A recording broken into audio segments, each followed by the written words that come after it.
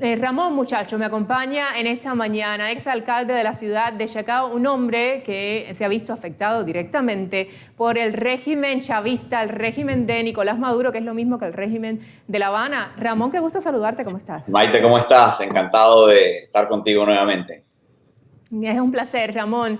Quiero que nos cuentes y que nos hables acerca de tu opinión de todo lo que estamos viviendo y de cómo afectaría o beneficiaría el hecho de que Joe Biden sea electo, oficializado como presidente electo de los Estados Unidos respecto a la situación que está viviendo Venezuela. Bueno, esa es una pregunta que se hace todo el mundo en este momento, Maite. ¿Qué implica, qué significa Joe Biden, presidente de los Estados Unidos, para Venezuela? Y la verdad es que no sabemos, nadie lo sabe a ciencia cierta. Es decir, con el presidente Trump sabemos lo que ocurrió y si hubiera ganado o termina siendo él quien ocupe la Casa Blanca los próximos 4 años, está claro que podemos esperar una continuación de la política de máxima presión y persecución a Nicolás Maduro y a su entorno. Eso estaría más o menos claro. Ahora, en el caso del presidente electo Joe Biden, se abre la duda, porque a pesar de que Biden dijo en campaña, ha condenado públicamente a Maduro y ha dicho que mantendría las sanciones, sin embargo, no está claro si mantendría todas las sanciones o las flexibilizaría y si tendría vamos a decir, un enfoque, una aproximación hacia el régimen de Maduro menos fuerte, menos dura, menos de máxima presión a la que ha tenido Trump. Por otra parte, hay un tema importantísimo, Maite, no tanto para los venezolanos que están en Venezuela o por el mundo queriendo regresar a Venezuela, sino para los venezolanos que están aquí en los Estados Unidos. Y es que Joe Biden ofreció en su campaña que de ser presidente, él impulsaría y aprobaría de forma inmediata un TPS para los venezolanos, es decir, un permiso de estadía temporal en los Estados Unidos que impediría que miles de venezolanos que están aquí en los Estados Unidos sin un estatus legal migratorio sean deportados a Venezuela y les permitiría estar aquí legalmente y trabajar, etc. Entonces, ese tal vez sería el punto más importante en una presidencia de Joe Biden para los venezolanos, tiene que ver con los venezolanos que están en los Estados Unidos. Absolutamente. Tú como político, porque tú me hablas de estas medidas restrictivas, tú eres un hombre que eres político, analizas desde el punto de vista político toda esta situación, Ramón. ¿Por qué tú dices que las medidas restrictivas que ha impuesto la administración Trump son beneficiosas para acabar con la dictadura de Nicolás Maduro? Desde el punto de vista específico de Venezuela y alguna relación con el pasado en el que se haya visto que medidas de ese tipo han acabado con regímenes totalitarios. Mira, es un tema controversial, Maite, y controvertido, que se discutirá por siempre y en el que probablemente nunca va a haber un acuerdo ni unanimidad. El tema de las sanciones es un tema complejo. Fíjate, voy a comenzar con mucha humildad, además, por las cosas que yo creo que están claras. Las sanciones económicas no son un fin en sí mismos, son un medio para lograr un fin. Entonces, ¿cuál es el fin que se logra con las sanciones? La salida del régimen y el regreso a la democracia y la libertad en Venezuela. También pasó con Cuba, donde hubo un embargo por muchos años, no funcionó para cambiar el régimen. A lo mejor funcionó para otras cosas, pero no funcionó para cambiar el régimen castrista que sigue ahí. Entonces, en el caso de Venezuela, las sanciones no son una finalidad. Yo no quiero sanciones para que haya sanciones, yo quiero sanciones para que haya un cambio de gobierno. Tal vez la pregunta es, si se aplican las sanciones por un tiempo prudencial, generan sus efectos, y yo creo que lo han generado en Venezuela. Y aún así el régimen se mantiene, porque resulta que el régimen no depende de votos, de popularidad, no depende de que la economía esté bien o mal, la gente puede estar muriendo de hambre como está muriendo en Venezuela, y desesperados salen por las fronteras a pie o se lanzan al mar como en Cuba, porque no hay forma de que el régimen, de salir del régimen. Entonces, yo creo que cabe la pregunta que más adelante alguien se hará de ¿para qué las sanciones? ¿Cuánto tiempo las sanciones? ¿Las dejamos por siempre, aunque no hayan servido para sacar al régimen de Maduro?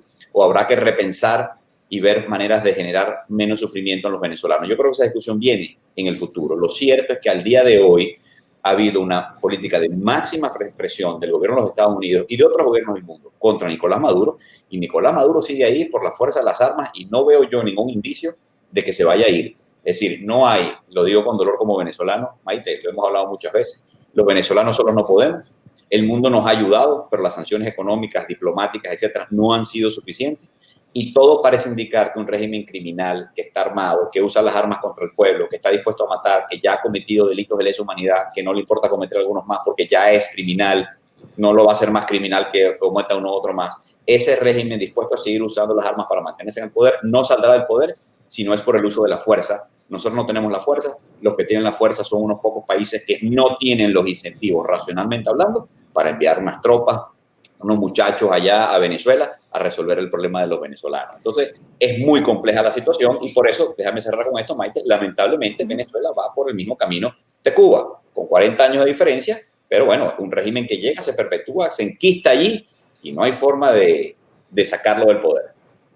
Y también lo que quería comentarte, Ramón, por una parte hemos visto que las sanciones durante 6 décadas pues no han tenido, a ver, quizás no se han ejercido de la forma que lo está haciendo la administración Trump, ha sido bien estricta en estas cuestiones, pero tampoco se ha acabado el régimen totalitario de La Habana con la flexibilización de esas sanciones y de las relaciones que tenía entre el gobierno de Estados Unidos y el gobierno de La Habana. Es decir, de ninguna de las dos formas. Estamos claros, y concuerdo contigo, de que con los regímenes, primero, no se negocia y segundo, es bastante difícil sacarlos porque, como tú dices, están enquistados ahí y hay demasiado dinero de por medio, demasiado poder de por medio, como para ellos decir por las buenas, se acabó todo esto. Pero sí, la realidad es, Ramón, que en la medida que el pueblo esté a punto de gritar y de salir a la calle, va a ser el momento necesario en el que puede suceder algo que cambie la realidad nefasta que está viviendo Venezuela y que está viviendo Cuba. Sí, yo creo que, mira, la presión popular y de calle a veces logra derribar gobiernos democráticos o gobiernos que tienen algún respeto por los derechos humanos. Sí. O gobiernos en donde hay un mínimo de sensatez. Entonces, cuando las Fuerzas Armadas salen a reprimir al pueblo, en algún momento se quiebran las Fuerzas Armadas y dicen no reprimo más. Pero ya en Venezuela, en Cuba no existe esa posibilidad. Ya eso pasó. Ya son regímenes criminales en donde eso no existe. Y cuando algún militar se quiebra, hay 50 más que se lo llevan preso, lo torturan, lo matan, lo lanzan del segundo piso, lo matan, en fin, ya lo hemos visto en Venezuela. Entonces, fíjate, en el momento en que reconocemos que estos son regímenes que solo salen por la fuerza, tenemos también que reconocer que no importa que haya sanciones o que quiten sanciones, que flexibilicen o que endurezcan, se mantienen por la fuerza. Entonces, tal vez la pregunta, el tema es el que tú dices, bueno, si se van a mantener por la fuerza y ningún país del mundo va a mandar tropas para resolver el problema de los cubanos ni de los venezolanos, tal vez la pregunta es, ¿cómo hacemos que la vida de los cubanos y de los venezolanos ahí en sus países sea un poco menos sufrida? Que haya un poco menos de niños desnutridos, que haya un poquito más de posibilidad de educación, alimentación, de las cosas básicas. Esas creo que son preguntas que la gente y el mundo y la comunidad internacional se harán, ¿no? Yo y espero que se asuma la responsabilidad, ¿no?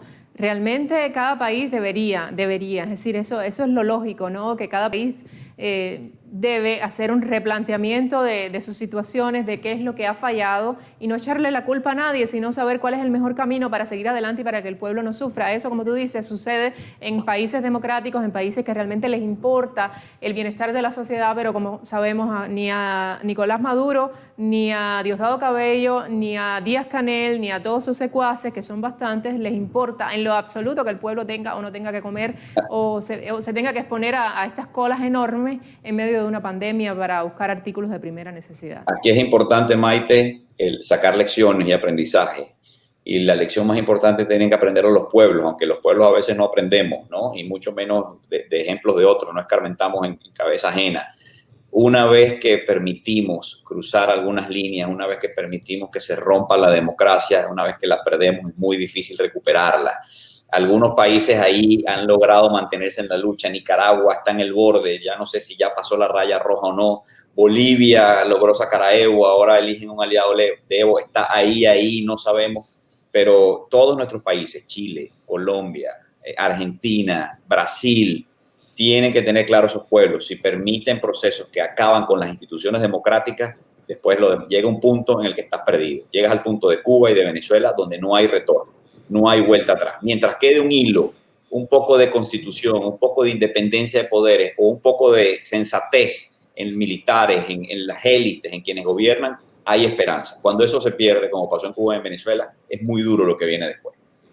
Y es una realidad, lo estamos viviendo, lo estás viviendo tú, Ramón, que tuviste que escapar de ese país con tu familia para que no te mataran, porque la realidad que sabemos que funcionarios como tú se exponen a cualquier cosa, a la cárcel, a salir de la cárcel, si Dios lo permite, destruidos totalmente, como hemos visto a muchos alcaldes, exalcaldes, y en tu caso, bueno, hubiese podido pasar lo peor, afortunadamente pudiste escapar. Es una situación bien triste, bien dolorosa. Por eso, señores, hay que estar pendientes de cuando usted ve una influencia de este tipo cerca de usted, usted tome acción realmente y sobre todo, como me decía alguien, esta semana no recuerdo quién, tener mucho cuidado. Sus hijos, qué tipo de educación reciben y qué tipo de ideología les están ofreciendo. Ramón Muchacho, exalcalde de Chacao, gracias por haberme acompañado, que no sea la última vez, porque siempre tenemos temas que conversar.